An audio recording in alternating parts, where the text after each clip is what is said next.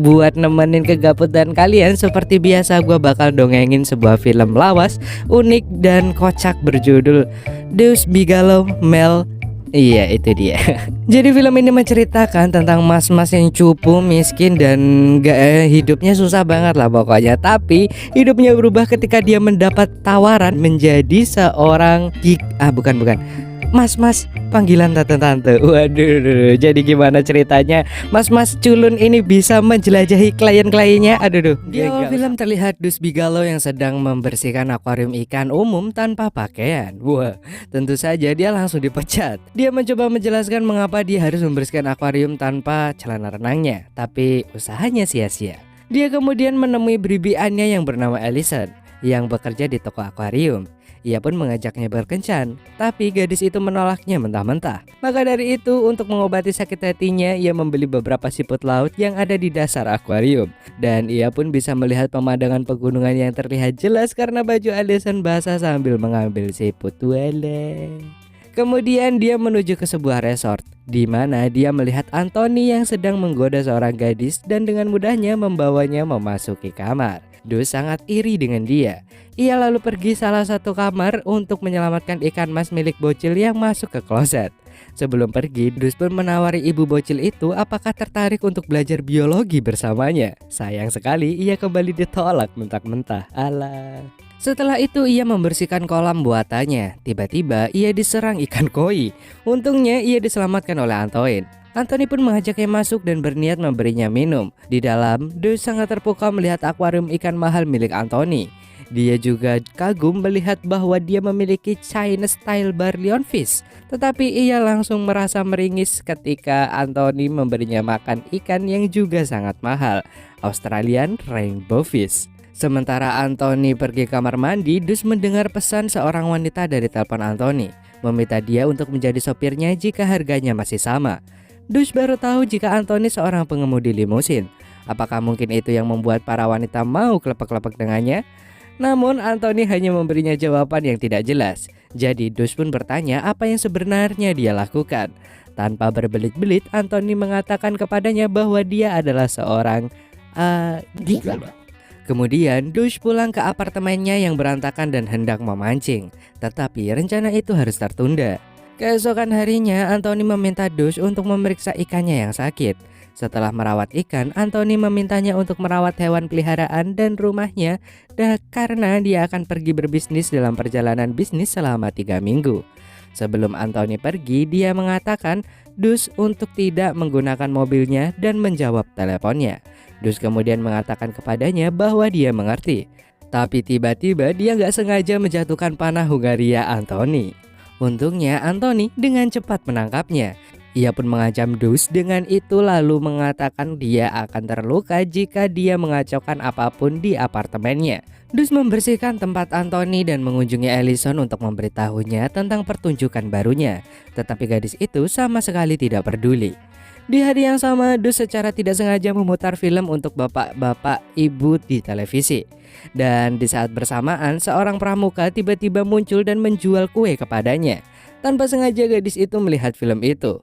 Dus terpaksa membeli sebuah kue untuk membuatnya diam. Dia kemudian membuat sandwich keju panggang di pemanggang roti menggunakan roti yang ia beli dan menggantung dirinya di bar Anthony untuk melakukan beberapa sit up terbalik. Sialnya dia melihat bahwa sandwichnya terbakar, jadi dia bergegas untuk turun. Tapi ia gagal dan akhirnya berpegangan pada akuarium. Di saat yang bersamaan, Anthony menelpon dan mengancam akan membunuhnya jika dia tidak membersihkan apartemennya. Sementara itu, api terus menyebar di dapur dan akuariumnya sudah tidak bisa menahan Dus hingga akhirnya jatuh dan pecah. Dia kemudian memadamkan api dan menyimpan ikan di wadah terpisah. Dus pun menelpon Nell dan putus asa mengetahui bahwa dia harus membayar $6.000 untuk memulihkan semuanya. Malam itu, Dus tanpa sengaja menjawab telepon. Seorang wanita bernama Margaret mengira dia adalah gigolo dan memintanya untuk datang ke rumahnya. Tanpa pikir panjang, menggunakan mobil Anthony, Dus pergi ke rumah Margaret dan mengenakan pakaian terbuka saat dia membacakan buku untuknya. Tak lupa Dus memakai balon sebelum berhubungan dengan Margaret. Tapi sialnya tiba-tiba anjingnya Margaret menjadi sangat agresif dan melawannya. Margaret membayar Dus dan memerintahkannya untuk pergi. Tapi sebelum dia pergi, dia bertanya pada wanita itu apakah dia menyukainya. Margaret pun dengan jujur menjawab dan mengatakan bahwa mereka belum melakukan apa-apa. Meski begitu, ia tetap senang dengan 10 dolarnya. Ia menggunakan uang yang diperolehnya itu untuk pergi ke bar untuk bersenang-senang. Namun uang itu langsung habis setelah memesan minuman mahal. Ia pun terpaksa harus mencari seorang wanita yang membutuhkan layanan dengan harapan menjadi lebih banyak uang. Dia kemudian mendekati seorang wanita Perancis yang bernama Claire, yang awalnya menganggapnya menjengkelkan. Tapi akhirnya ia berhasil mengajaknya untuk meninggalkan bar bersamanya. Dus membawa Claire ke tempat Anthony, di mana wanita itu langsung sat. Tapi ketika Dus menyuruhnya untuk membayar 10 dolar terlebih dahulu, sebelum mereka mulai, Claire mengatakan kepadanya bahwa dialah yang harus membayarnya, dan bukan hanya 10 dolar, tapi 500 dolar. Keduanya pun langsung berkelahi. Mereka pun berdebat tentang pembayaran mereka, dan Claire mengancam akan membunuh ikan Anthony jika Dus tidak membayar. Aduh mas. Kemudian dia melihat foto Anthony dan bertanya pada Dus mengapa dia memilikinya. Jadi Dus mengakui bahwa mereka berada di tempat Anthony. Dan tiba-tiba Claire pun takut. Ia meminta Dus untuk tidak memberitahu Anthony tentang sepatunya, lalu ia pergi. Wow, what happened? Setelah mengetahui kekacauan di tempat Anthony, teman Claire, TJ, yang merupakan seorang gembel mengunjungi Dus. Dus meyakinkan bahwa dia berencana untuk memperbaiki semuanya sebelum Anthony kembali.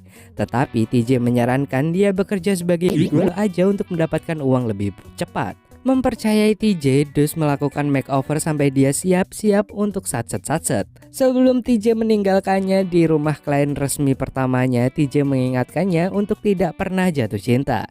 Dus pun memasuki rumah dan di lantai atas dia menemukan seorang wanita super jumbo bernama Louisa. Dus tidak nyaman, jadi dia berbohong untuk menghindari berhubungan dengannya. Dan sebagai gantinya, keduanya memainkan permainan yang disebut kue dan pie. Keesokan harinya, TJ memberitahu Dus betapa terkesannya dia dengan karenanya menyenangkan Louisa dan akhirnya bisa dibayar. Namun Dus tidak yakin apakah dia terus bisa menjadi gigolo dan memutuskan untuk berhenti. Tapi TJ mengancam bahwa dia akan memberitahu Anthony apa yang telah dia lakukan pada tempatnya. Dus pun menghentikan TJ, memintanya untuk memberinya waktu untuk berpikir. Tanpa mereka sadari, mereka sedang diawasi oleh detektif Fowler. Dia kemudian pergi ke kamar kecil untuk bertemu dengan ayahnya, Bob. Bob adalah pembersih toilet di restoran itu. Dan ketika Dus bertanya kepadanya apakah salah menerima uang dari wanita untuk kesenangan, dia memberitahu putranya bahwa wanita mencari sesuatu yang lebih dari sekadar tidur bersama. Dia menjelaskan bahwa wanita menginginkan romansa. Dan yang mengejutkan Dus, Bob menjelaskan bahwa ketika dia bertemu ibu Dus di klub dansa, dia menolak untuk membayarnya untuk tidur bersama. Karena itu mereka pun lalu menikah. Bob menyarankan agar Dus untuk mengambil lebih banyak resiko seperti yang dia lakukan. Dus pergi ke rumah klien berikutnya, Tina, yang merupakan wanita yang sangat tinggi. Keduanya pun berkencan dan saat Tina bercerita pada Dus tentang prosedur kelenjar pituar tertrinya di UCLA Medical Center, beberapa orang di sekitar mereka tidak berhenti menggoda Tina. Mereka kemudian memutuskan untuk kembali ke rumahnya, di mana Tina menggendong Dus seperti bayi dan melemparkannya ke tempat tidur untuk langsung satset. Lagi dan lagi Dus merasa tidak nyaman tidur dengan kliennya. Jadi dia mengusulkan mereka melakukan sesuatu yang lain. Dan dia akhirnya memijat kakinya. Saat Dus meninggalkan rumah Tina, Fowler menyergapnya. Ia bertanya tentang Anthony dan menuduhnya juga sebagai gigolo. Dus menjelaskan bahwa dia bukan gigolo, tetapi detektif itu tidak mempercayainya. Dia pun mengancam Dus. Dia dapat dengan mudah menjebloskannya ke penjara. Keesokan harinya, Dus menjemput klien berikutnya yang bernama Ruth, yang menderita sindrom Tourette dan coproliala, kelainan yang membuatnya bersumpah tanpa sadar. Karena sumpah Ruth yang berlebihan, Dus membawanya ke pertandingan bisbol, di mana dia bisa bersumpah dengan bebas tanpa harus memikirkan apa yang dikatakan orang lain. Pintar juga. Sekali lagi Dus mengesankan TJ dan pria itu menjebaknya di kencan lain, mengatakan bahwa teman-teman wanita itu ingin bersenang-senang. Dus pun terkejut bahwa teman-teman kencannya, Kate, tidak seaneh klien sebelumnya. Mereka seharusnya makan di restoran sushi. Tetapi ketika Dus melihat bahwa Koki akan mengiris ikan buntal berwajah anjing, Kate dengan sopan meminta pria itu untuk menghentikannya. Kemudian pergi ke danau di mana mereka melepaskan ikan itu. Setelah makan malam yang indah bersama, Dus membawa Kate pulang. Saat dia masuk ke mobil, Fowler menghadapinya lagi. Detektif itu muak karena Dus bekerja sebagai gigolo. Tapi Dus meyakinkan bahwa Kate hanyalah teman kencannya. Tentu saja Fowler tidak percaya dan dia memerintahkannya untuk membawa buku hitam Anthony yang berisi informasi kliennya dalam waktu 3 hari. Keesokan harinya, Dus memberitahu TJ bahwa dia menyukai Kate. Tetapi TJ mengatakan dia harus fokus pada pekerjaannya karena Anthony akan segera kembali. Dus kemudian menyebutkan Fowler. TJ pun mulai khawatir. Dus berjanji bahwa dia tidak akan pernah mengatakan apa-apa tentang dia kepada detektif. Kemudian Dus berkencan dengan klien berikutnya yang bernama Carol yang menderita narkolepsi yang menyebabkan tidur secara acak. Setelah bermain bowling, Carol tertidur di tempat bowling. Lalu mereka makan di restoran, di mana Dus harus mengikat rambut Carol ke tiang sehingga dia tidak membenturkan kepalanya ke meja jika dia tertidur lagi. Kemudian Dus akhirnya membawanya pulang. Carol mengatakan kepadanya bahwa dia sangat senang. Dan ketika Dus bertanya apakah dia baik-baik aja sendirian, Carol mengatakan dia baik-baik aja. Namun kemudian Dus mendengar Carol jatuh dari tangga. Tetapi dia gagal membuka pintu karena wanita itu mungkin menghalanginya. Dus memulai perbaikan di tempat Anthony. Dia juga tetap berhubungan dengan klien sebelumnya, mengajak mereka berkencan dan bahkan membantu Fluisa menurunkan berat badan. Sementara itu, para wanita masih membayarnya untuk layanannya. Dia juga terus mendekati Kate, bahkan memberinya akuarium. Kate lalu memperkenalkannya kepada teman sekamarnya yang buta, Birgitta, sebelum berkencan lagi di pantai. Dus kemudian ingat bahwa itu adalah hari ulang tahun ayahnya, dan Kate pun bersikeras mengunjunginya. Dus pun memperkenalkan mereka satu sama lain di restoran tempat dia bekerja. Dus tampak kebingungan dan Kate tidak mengerti apa maksud Bob. Ketika dia memberinya raspberry, Bob dipanggil oleh bosnya untuk membersihkan toilet. Setelah Bob pergi, Dus menjelaskan kepada Kate bahwa ayahnya adalah petugas toilet. Tidak disangkanya Kate tidak keberatan. Dia kemudian pergi kamar mandi agar Bob meniup lilin kuenya. Walah. Dan lelaki tua itu sangat menghargainya.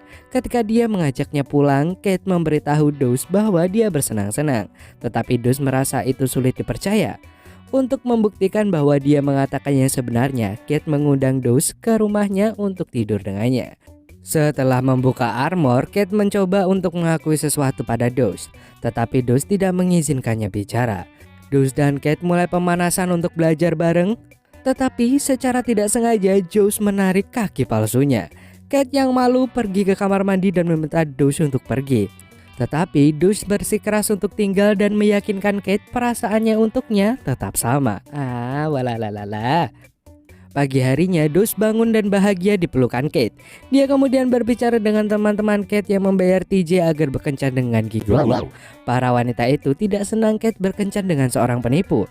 Tetapi Dus mengatakan kepada mereka bahwa dia telah berhenti dan sangat mencintai satu sama lain. Dus pun mengembalikan uang wanita itu.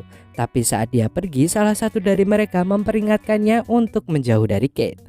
Di luar, Flower tiba-tiba muncul dan meminta buku hitam Anthony. Tetapi Dus mengatakan dia tidak dapat menemukannya. Dia kemudian bertanya pada Dus apakah dia tahu TJ. Dus pun berbohong jika dia tidak mengenalnya. Kemudian Dus memberitahu TJ bahwa dia memutuskan untuk berhenti menjadi gigolo dan dia mencari pekerjaan lain untuk membayar apartemen Anthony. Ketika Dus kembali ke tempat Kate, Kate terlihat sangat terpukul setelah mengetahui bahwa selama ini Dus dibayar untuk pergi bersamanya. Dus mencoba menjelaskan tetapi Kate tidak mau mendengarkannya, bahkan menyuruhnya pergi. Dus lalu kembali ke aktivitas lamanya, membersihkan akuarium ikan dan juga membersihkan kloset. Akhirnya Dus tidak tahan lagi. Ia pergi ke ayahnya dan mencurahkan semua isi hatinya sambil menangis. Meskipun telah bekerja keras, Dus masih membutuhkan sekitar $1.500. Dia pun putus asa dan tidak ada pilihan lain selain kembali menjadi gigolo. Kali ini penyewanya adalah wanita cantik bernama Elaine. Elaine langsung mengajak Dus untuk satset-satset. Tetapi Dus menolaknya karena dia ingin menjaga perasaan orang yang sedang ia cintai. Elaine pun mengatakan jika suaminya dulu seperti dia. Dus pun mengatakan bahwa semuanya akan baik-baik saja. Saat Dus akan pergi, Elaine menahannya karena dia sudah membayar jasanya. Akhirnya Dus menari untuknya sambil memastikan dia tidak menyentuhnya. Setelah mengenakan pakaian lagi, Dus menemukan dompet Elaine yang berisi KTP dan foto Fowler. Ternyata ia adalah istrinya Fowler. Dus hanya bisa terdiam melihat itu. Sialnya saat pulang bersama Elaine, mereka bertemu Kate di lobi. Kate pun langsung menampar Dus. Ternyata dia ke sana hanya untuk mengecek apakah pria yang dicintanya itu benar-benar gigolo atau bukan. Ia kemudian langsung berjalan pergi. Dus pun mencoba mengejarnya, tetapi dia malah menabrak kereta bagasi. Malamnya, Dus kembali ke tempat Anthony. Dan tidak disangkanya Kate mengembalikan akuarium yang dulu ia berikan. Keesokan harinya Fowler menemui Dus. Dus langsung berkata bahwa ia tidak tahu Elaine adalah alasan mengapa Fowler mengejar Anthony. Tanpa pikir panjang, Fowler langsung menghajar Dus. Detektif bertekad untuk menempatkan Anthony dan Dus di balik jeruji besi. Tetapi Dus mengatakan kepadanya bahwa itu tidak menyelamatkan pernikahannya. Fowler percaya bahwa Elaine berselingkuh karena kejantanannya yang kecil. Tetapi Dus meyakinkan bahwa bukan itu masalahnya. Dia kemudian menyarankan Fowler agar bisa menghibur Elaine dengan asik agar ia bahagia. Akhirnya Dus mengajari detektif itu untuk menari dan menggoda istrinya. Fowler pun berterima kasih pada Dus karena membantunya menyelamatkan pernikahannya. Tetapi dengan menyesal, dia memberitahu bahwa dia harus tetap menangkap seseorang. Dan yang dipilih adalah TJ. Alih-alih mengkhianati TJ, Dus malah menyerahkan diri. Saat di pengadilan, penuntut meminta hukuman maksimum untuk masing-masing dari 5 tuduhan padanya. Tetapi tiba-tiba klien Dus muncul dan bersaksi untuknya. Mereka mengatakan bahwa mereka tidak pernah tidur dengan Dus. Hakim kemudian bertanya pada Dus apakah dia pernah tidur dengan yang lain. Dus pun mengakui bahwa dia hanya tidur dengan Kate dan dia jatuh cinta padanya. Setelah membuktikan bahwa Kate juga tidak membayar Dus untuk tidur dengannya, hakim menolak kasus Dus dan melepaskannya. Dus kemudian pergi ke tempat kerja Kate. Dia berpura-pura menjadi seorang pasien untuk menemuinya. Dus memohon pada Kate untuk mendengarkannya dan dia meminta maaf karena telah berbohong padanya. Dia hanya takut jika Kate malu punya cowok pembersih akuarium ikan seperti dia. Ia pun menyampaikan bahwa menjadi gigolo hanyalah sebuah kesalahan. Dan akhirnya Dus membaca puisi yang dia tulis untuk Kate untuk membuktikan cintanya padanya. Dan Kate pun akhirnya menerimanya kembali. Kemudian ia dibantu para kliennya Flower dan TJ memperbaiki apartemen akuarium Anthony. Tina bahkan menyamar sebagai pegawai bandara untuk mengulur Anthony. Sementara Dus dan kawan-kawan menaruh kembali semua ikan di akuarium. Namun sialnya, Birgitta menyalakan blender untuk membuat margarita. Padahal di dalamnya masih ada lionfish-nya Anthony. Tanpa pikir panjang, Dus membeli lionfish dari toko Ellison dan berhasil memasukkannya ke dalam akuarium tepat saat Anthony kembali. Dan semua orang pun juga langsung bersembunyi.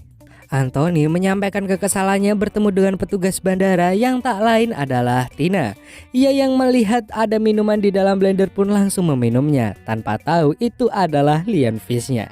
Dus pun sangat gugup dan tidak sabar untuk pergi. Tetapi Anthony terus menanyakan tentang apartemennya, terutama tentang ikannya. Ketika Anthony bermain-main mengetuk akuarium, tiba-tiba akuarium itu pecah. Ia pun tersadar jika itu bukan akuariumnya. Ia langsung mengambil kapak dari koleksi senjatanya dan menyerang Dus. Untungnya Kate melemparkan kaki palsunya ke arah Dus sehingga dia bisa membela diri. Dan kini mereka berkelahi dengan seimbang. Anthony lalu melemparkan senjatanya pada Dus dan tidak disangka Dus bisa menghindari. Akhirnya Anthony mencoba menembak Dus menggunakan panahnya, tetapi Fluisa memblokirnya hingga dadanya terpanah. Untungnya panah itu hanya mengenai ayam panggang yang terselip di dada Fluisa. Fowler kemudian menangkap Anthony, sementara Birgitta mendapatkan kembali penglihatannya setelah berhubungan dengan TJ di dalam lemari. Beberapa bulan telah berlalu. Kini Bob lebih kaya karena bekerja sebagai gigolo. Sementara Ruth membuka sekolah untuk anak perempuan.